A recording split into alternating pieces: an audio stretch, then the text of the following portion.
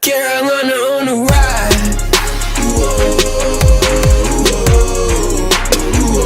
Carolina on the rise.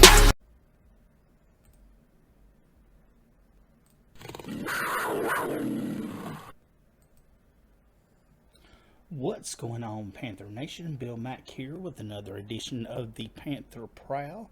This is the Week 12 matchup preview between the Denver Broncos, who are coming into Bank of America Stadium at 3-7, taking on the 3-8 Carolina Panthers in what is to be a matchup of mirroring teams of each other. They have bad quarterback play, a good defense, and a bad offense.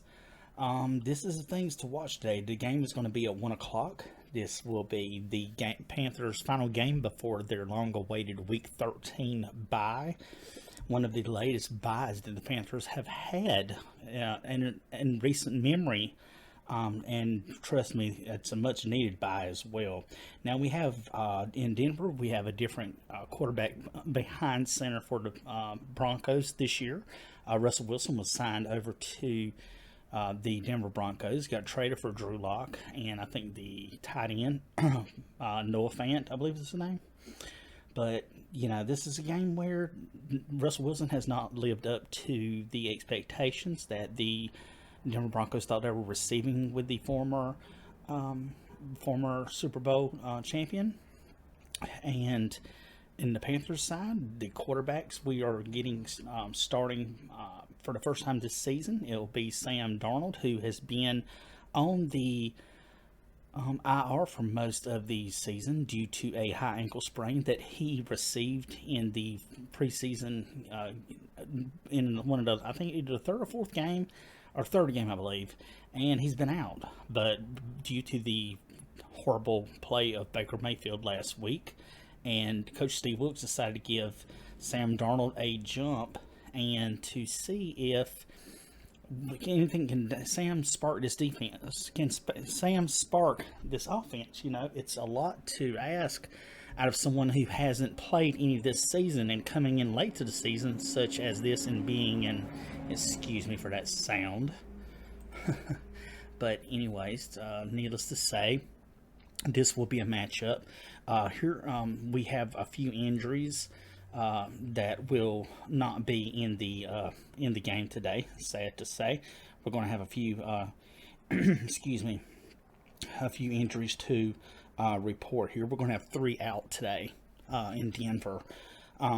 Linebacker Corey Littleton, which was dealing with an ankle issue, which he went out of second quarter last game. He's going to be out. Miles Hartfield is still out with an ankle problem, and defensive tackle Matt Ioannidis, of course, out once again with a calf injury. So it doesn't look like he's going to be back this week. So second straight week for him. PJ Walker was limited Friday in practice, and he is doubtful as well, which, you know, I think Baker's probably going to back up Sam today. So it's going to be surprising. There are some things to look at today. 5 things that we got to pay attention to in the game today. First off, we're going to talk about Sam Darnold, of course. He, like I said, is the first time he's been in action in the whole year. You know, and he was backing up Baker Mayfield, you know, this last week. And I think this was something that Steve Wilks had mentioned in talking, that this was something he wanted to do, and he didn't want to change quarterbacks. You know, he just wanted to make sure Sam was ready, and that Sam is under a much better offensive line than he did when he first started last year. It was one to hold up much better, so there should be a reason. And this is going to be tough to ask for Sam, because this is a highly ranked, one of the top 5 in passing defense, and like a top 12 in rushing defense. So this is a tall order to ask him to do. Sam, of course, coming in at 4-9 overall as the Panthers quarterback, throwing 9 touchdowns and 13 interceptions. So, you know, we're just kind of hoping he can just try to keep the ball, not turn it over, not to see anything.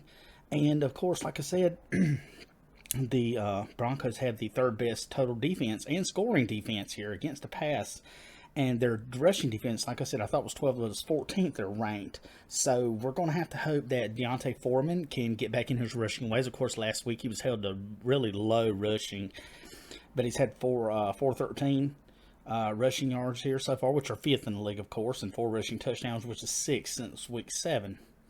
So Sam's got to get on the ball. Sam's got to hopefully not turn the ball over. Second thing we need to do is the Broncos aren't able to score points at all. They're the league's worst scoring offense at 31 in the league on third downs. Of course, only ahead of the Panthers in not being able to get third down off the field in third downs or convert third downs efficiency. They're ranked last in red zone offense, or 20th in sacks. So if we can get Brian Burns and Frankie Louvu and those other guys some pressure up front on Russell, and hopefully they can try to bring him down, that will be great. That's one of the things we need to do.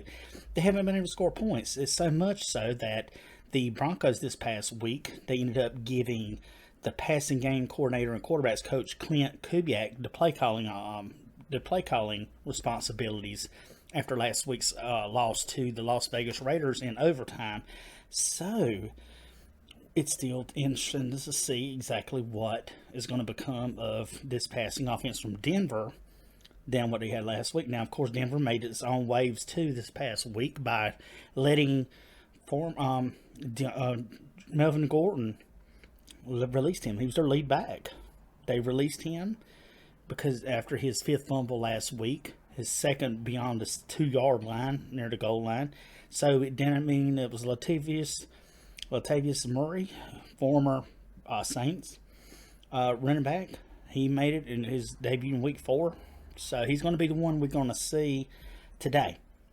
Now, also on the passing side of things, Russell won't have Jerry Jeudy, who was the Broncos leader with 3 TDs, as he's got an ankle injury. Courtland Sutton, which he leads in receptions and receiving yards, and he'll be the one to get most of the catches. But Courtland Sutton has not lived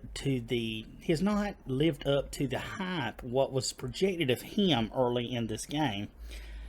So it's going to be trying to shut Russell Wilson down, trying to keep the passing game down, try to shut the running game down. Pretty much shut that offense down. It's weak.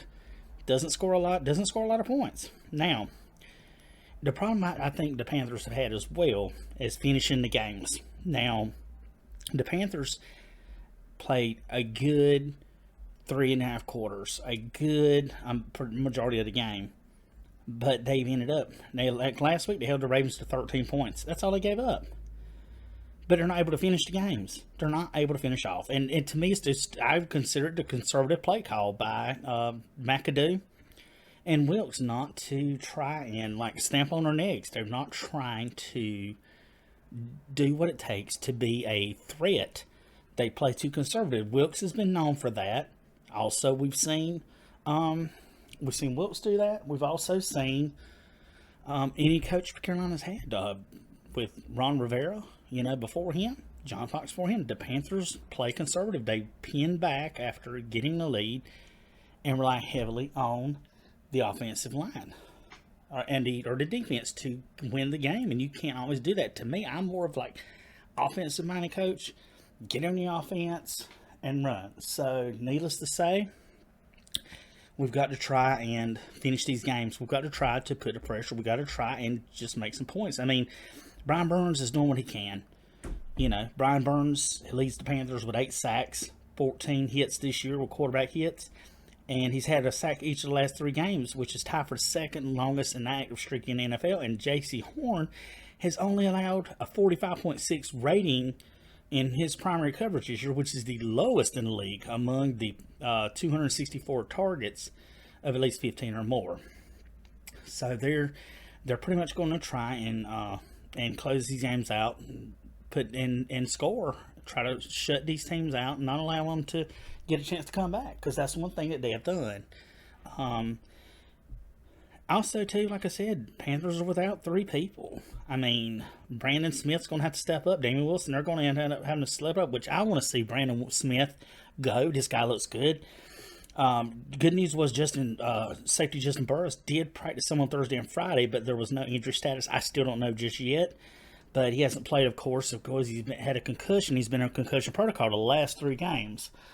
So, it's unknown whether he is going to be able to play or not. I mean, it's of course natural injuries, but it's also good with a week coming up, the bye week next week. Some of these guys can get some rest.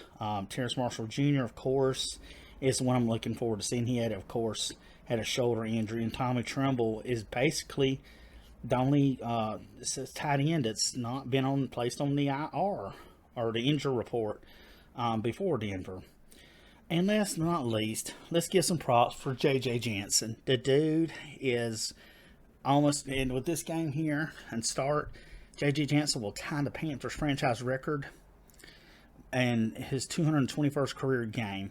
Of course, he ties that with former Panthers kicker John Casey, who played with Carolina for 16 seasons, one of the last original Panthers. Jansen has been on the team since 2009 and has played in every one of the games that have played. So I'm just big props to him for doing that. Big props for him in being able to get that. But yeah, I mean, I'm looking for a decent game today. We're looking forward to seeing what happens. So for right now, Panther Nation, as always, this is Bill Mack with the first part of the video. I will come back to you after the game with the review and my thoughts in closing. So follow me on the socials as you see above. I appreciate the follows. Watch, share, like, subscribe to the video, and of course share with everyone. So until then, Panther Nation, this is Bill Mack. We'll be putting on a pause and we will pick up after the game. So this is Bill Mack with the Panther Prowl, and I'll be back shortly.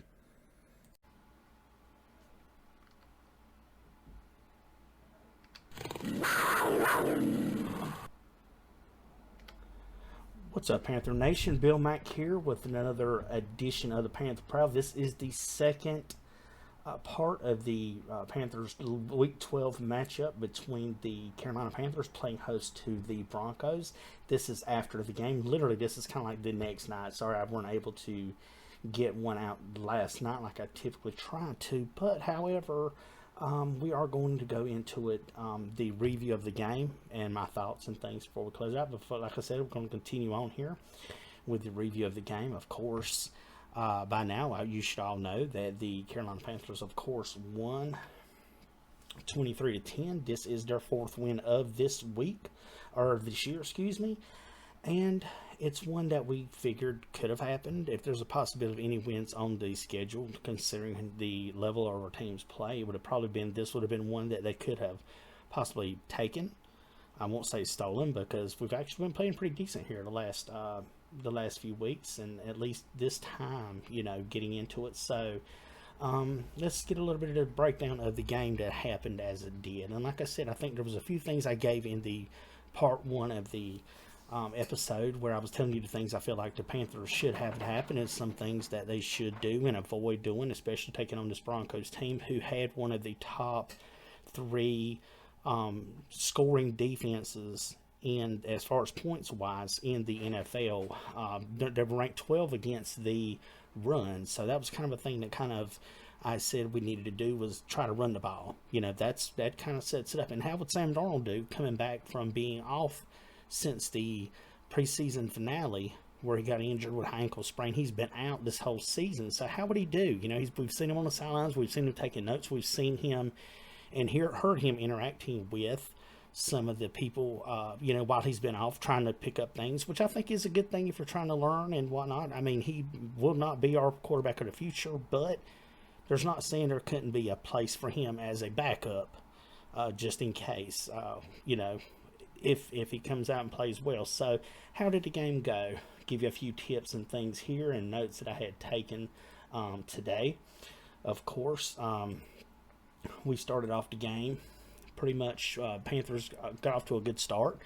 First drive of the game, or second drive, excuse me, they ended up getting a touchdown pass from Sam Darnold to DJ Moore, which was a good thing because this was really the Panthers' first offensive touchdown in the first quarter all season long. That really says something. First offensive touchdown in the first quarter all season long. And it was a nice play because what really set this up was a execution of a fake punt fourth down conversion that the Panthers kind of did at our old riverboat Ron days, where they just kind of rolled the dice, because this was a dicey call, because they were on their 35-yard line. They weren't like they were across midfield or even near midfield. So this would have been this kind of caught the Denver Broncos off guard, and they ended up converting on it, giving them a first down. So we saw that Sam looked pretty good in the pocket early on.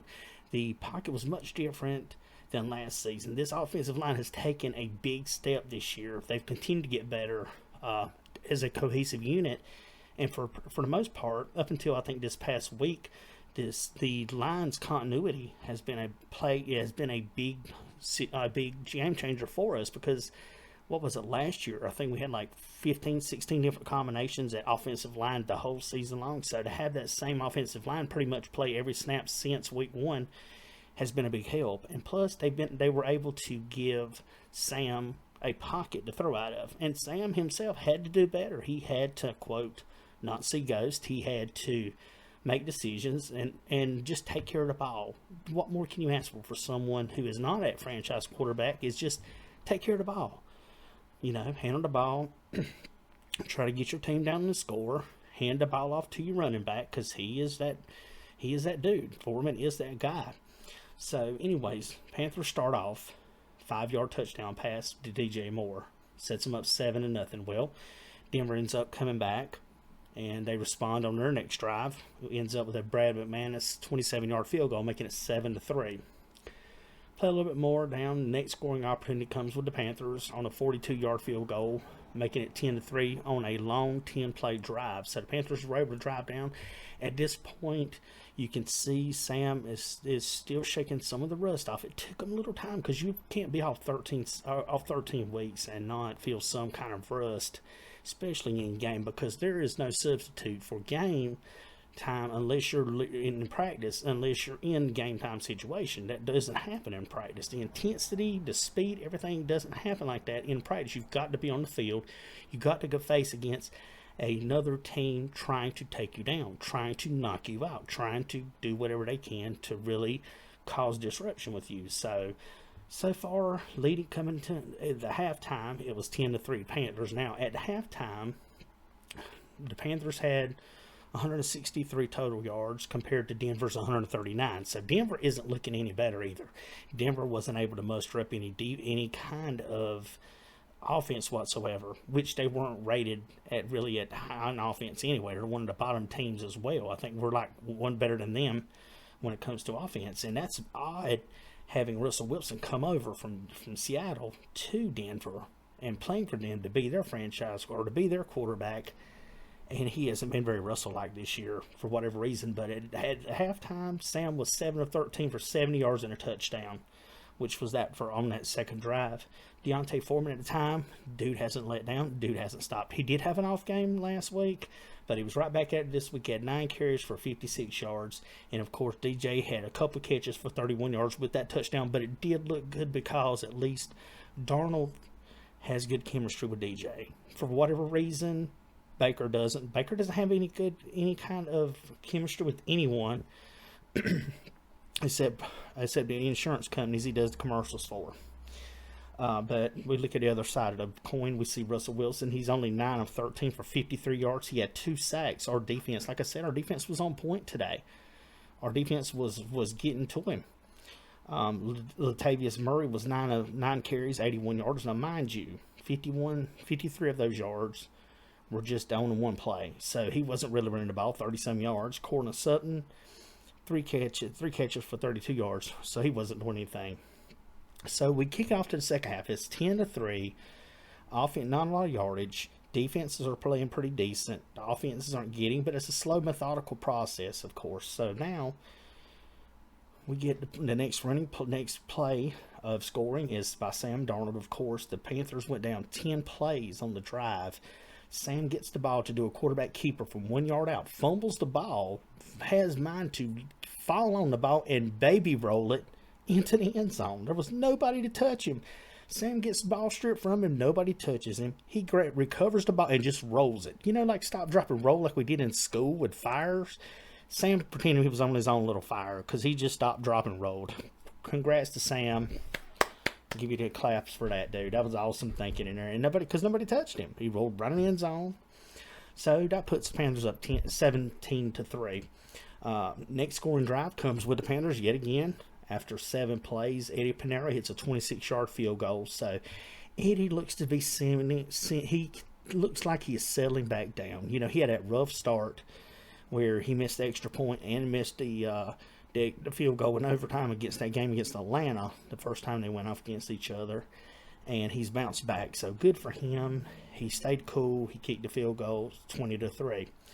So then Denver ends up fumbling the kickoff return after that. Fumbled the ball. Panthers recover. However, nothing's made due of it except now during the Panthers drive, Terrace Marshall Jr.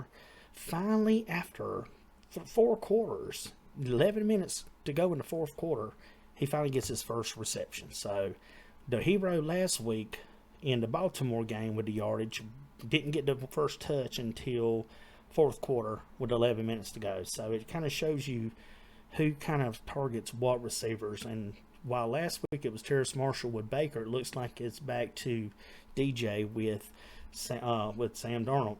Now Eddie Pinero he did hit a 36-yard field goal after 7 plays and whatnot. So we see after the turnover, mind you. So then our next play, finally, the Seattle gets on the board. Now this was what was a letdown. They were 4th down. Somehow YGM got a roughing penalty, and they ended up getting the first down automatic, and Russell gets a 1-yard pass to Brandon Johnson. Now, to me, it was a bogus call. A lot of people said that YGM, that was really a bogus call on the ref's part with this. A lot of people agreed it really was not a roughing the passer. I don't get why they said that, but needless to say, Russell sort of really just had a situation where he took advantage of the situation like anybody would. I mean, anytime you can get a penalty and it helps you, you get down and you can score, hey, you can do it. But to me, this was what really was the only catalyst for the Denver Broncos of getting a score. They couldn't score any other way. It was 3 points at that time. Going into 3 quarters is that. So it kind of shows you that the Panthers outside of that weren't allowing Denver any kind of yardage. So needless to say, this makes it 23-10. Denver gets the offsides kick. Can't get anything done. Panthers wind down the game. Panthers end up winning, of course. As I said, 23-10. Good game for us. I don't care what anybody says. I mean, when you've got this kind of team that we have, where we traded away our star running back, we traded away our number 2 receiver. We went through 4 quarterbacks this season, and they've been playing musical chairs since. And really, no continuity at a quarterback. No real continuity at quarterback position, but I can really put our shine on has really been the running game. And a lot of people are wondering, well, how are the Panthers going to do after they trade Christian McCaffrey to the 49ers? But for them, for both sides, it seems like it's a win-win, because the Niners can use them as the extra weapon they got, but it also, for us as the Panthers, it helped us to more or less not use Christian as a crutch, because we look at it the way we used him and the way the Panthers were choosing to use him was like he's a one-side show, and they weren't willing to work together. But we see now that with him gone, there's less focus on just one person. I think that Chuba backing up Foreman has been a good thing. They both ran well yesterday. So let's get into the stat side of the game real quick. Excuse me. We'll get some stats here going on the breakdown. Of course, like I said early on in this with this game, the Panthers go to 4-8 for the season, 4-3. Now they go into a bye this week. They will not be playing anybody. However, after this bye, they have 2 more division opponents. This will kind of set up that who's going to get the division, because the other 3 divisional teams lost yesterday. So I think it puts us like 1 game.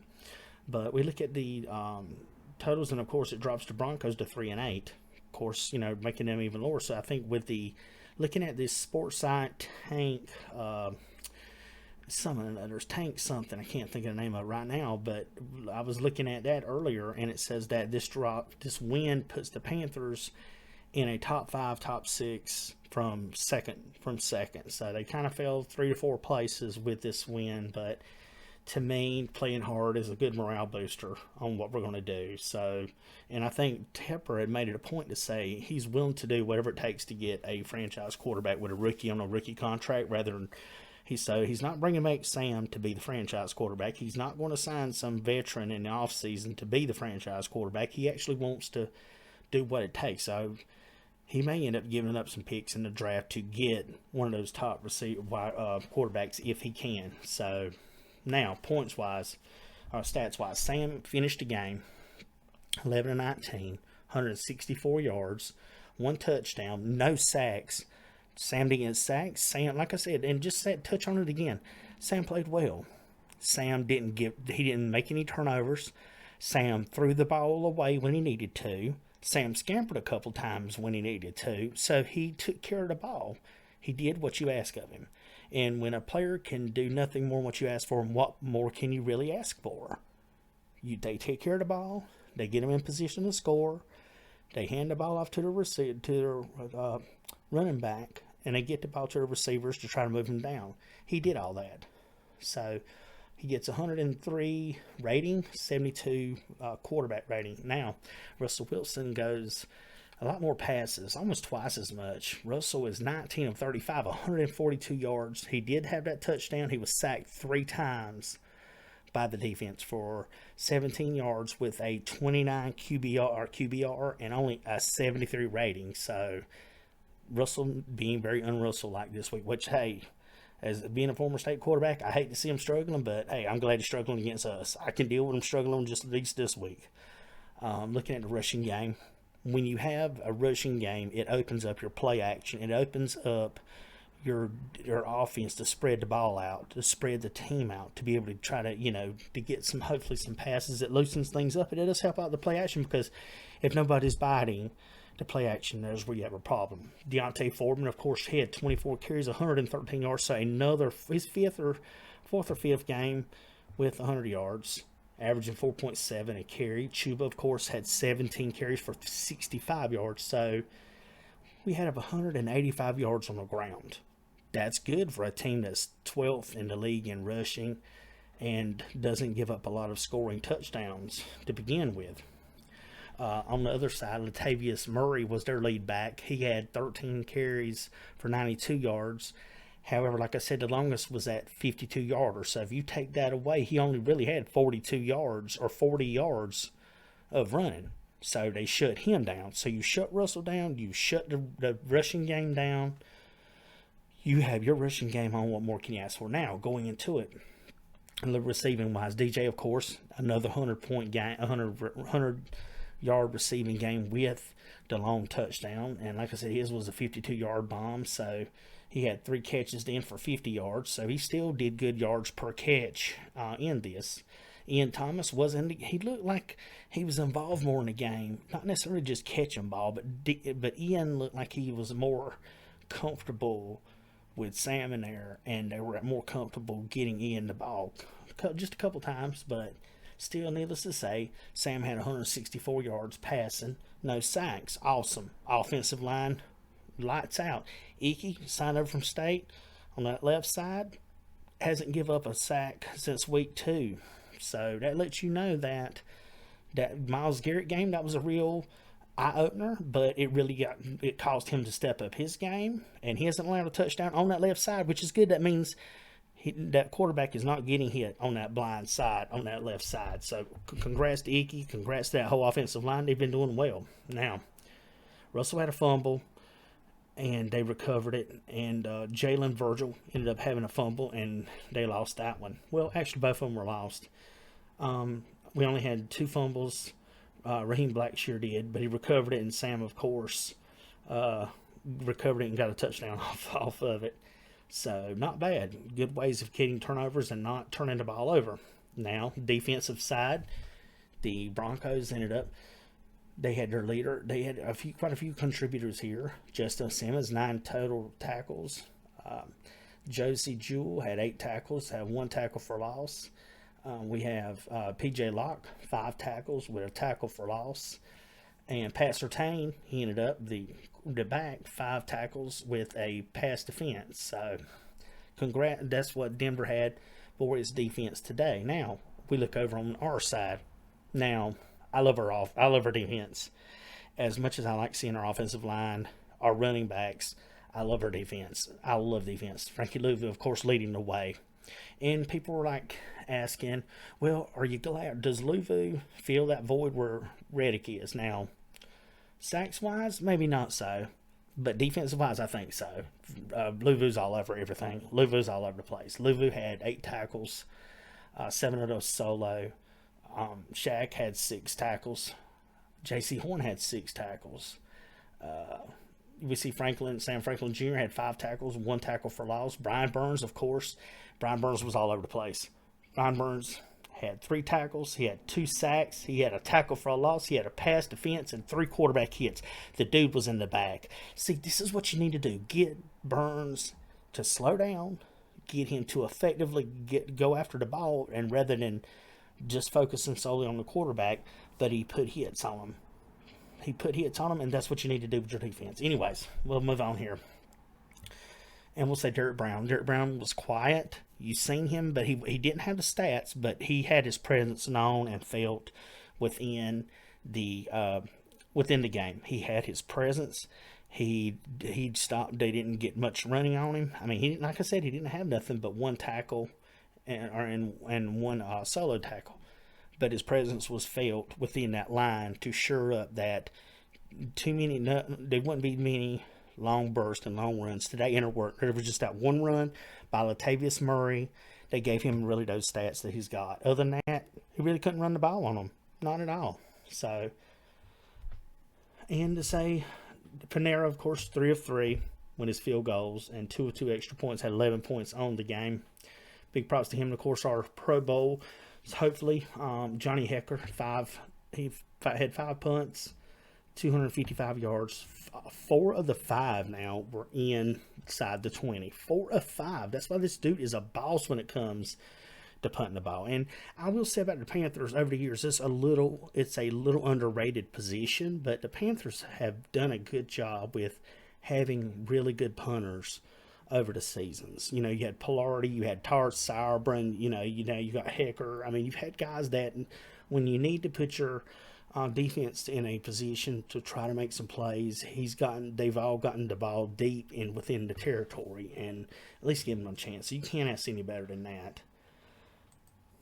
Now, final breakdown here. This is a team matchup here. The Panthers, of course, still, as a team, aren't doing well on third down efficiency. They just haven't. I mean, they were 2 of 12 today. We see that the Broncos were 4 of 14, so really they weren't any better. It's kind of surprising to see that now. The Panthers were 2 and 2 on 4th downs. One of them was the 4th down conversion from the fake field goal. Panthers, of course, had more yardage by 100. They won 1 less play, yards per game. Panthers led there. Of course, they led in passes and rushing. Now, in the red zone, they were above 50%, where the Broncos were 1 of 2. Panthers were 2 of 4. Penalties, pretty much the same. And like I said, time possession, that was a big key. Time possession today, the Panthers had 37 minutes, only compared to the almost 23 minutes that the Denver Broncos had. So when you run the ball, you control the clock. When you're successful at running the ball, you can successfully have the possession in your hands. It takes the ball out of the opponent's hands, and you just control the clock. So congrats to them on the time possession game. They did well. 19 first downs to Denver's 14. So Panther Nation, you couldn't ask for a better game. I mean, I'm so happy to see the Panthers pretty much put up a win today. It was a well-deserved win going into the bye week. Now they can rest. Everybody should hopefully be healthy when they come out of the bye week. And this, like I said before, this has been one of the latest buys that I think we've ever had. I think week 13. I think last year or year before last we had week 11, but this year is definitely the weakest Definitely the longest, bye week we've had in any season. So, but I'm glad we got a win. We got a bye week, then we have our division opponents kind of to round out the rest of the season. So, are we still in it? Sure, mathematically. How are we going to do it quarterback when it comes draft time? Well, we'll wait and see. We'll see what Scott Fitter and what David Tepper have up their sleeve when it comes to getting a quarterback. Will we get one? I think we will. I'm pretty sure we will. There's no reason not to. But it remains to be seen on how they do it. But hey, Fitter's done, plenty before to get his draft picks and whatnot. So he might have to waive his one this time. Who will the coach be? Will Wilkes get the coach consideration? Will he get another year? Or will the Panthers end up going in a different direction? But I will say Steve Wilkes has got these guys playing together, playing tough, that keep pounding mantra that was lost. It seems like when Cam came in last year, he said they don't know what keep pounding is about. But Wilkes does. Wilkes was here for our 3 straight division titles. Wilkes knows what keep pounding is all about. He was here with Jonathan Stewart, and D'Angelo Williams were here with backs. Dude knows what he's doing. He's got his team playing hard. Would he be a proper quarterback? There's a chance he could be. I'm not going to say yes or no one way or the other, but I think the dude's doing pretty good myself. Just rating on what he's dealing. He's making the best out of what he's got. And a lot of good coaches will do that. They may not have the superstar quarterback. They may not have the superstar running back or superstar wide receivers or whoever. But they make the best out of and they get the maximum effort out of their players. And I feel that with these Panthers today. So anyways, Panther Nation, hope you enjoyed the video. If you do, like I always, like, subscribe, share. You see my socials above my avatar. Hope you enjoyed the video, as always, and I will probably come out with a bye video next week, kind of summing up the season so far. So, with no further anything else going on, this is Bill Mack here with the Panther Prowl Week 12 final. Panthers 23, Broncos 20. Panthers go to 4-8 for the season. So, until next time, this is Bill Mack with the Panther Prowl saying, keep pounding.